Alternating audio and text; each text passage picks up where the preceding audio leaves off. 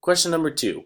Ayana spent 35% of her savings to pay for a new purse that cost her $32.65. How much money was in her savings account before she purchased the purse? So how much money was in her savings account before she purchased the purse? So here I'm going to need to set up a proportion once again.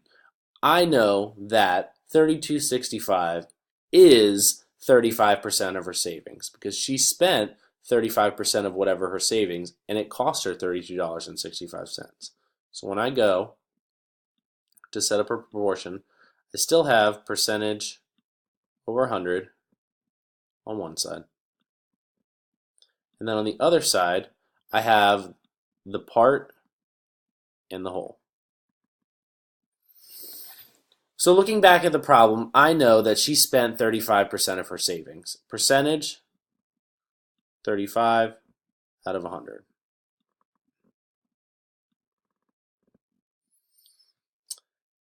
I know that she also spent $32.65, which was the 35% of her savings. So since the 35 is in the numerator on the percentage side, I need to put the amount that is equivalent to 35% in the numerator as well. So 32.65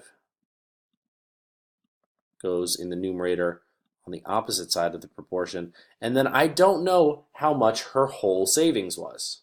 I don't know how much money was in her entire savings before she bought the purse, so I'm going to put that in the denominator. Then, when I go to cross multiply, I'm going to do x times 35, so I get 35x. 3265 times 100 for 3,265.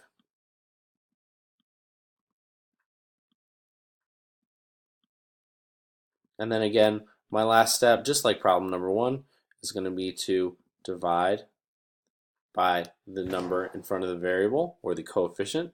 So 3,265 divided by 35 equals, she had, remember when we look at our calculator, that with money we are rounding to the second decimal place, so I get 93.285.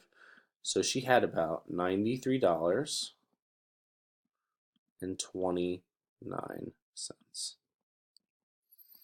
Again, if you're rounding to the nearest cent, if you're off by 1 cent, that's usually okay. But $93.29 is the amount of money she had in her savings account before she spent 35% of it on the purse, which cost her $32.65.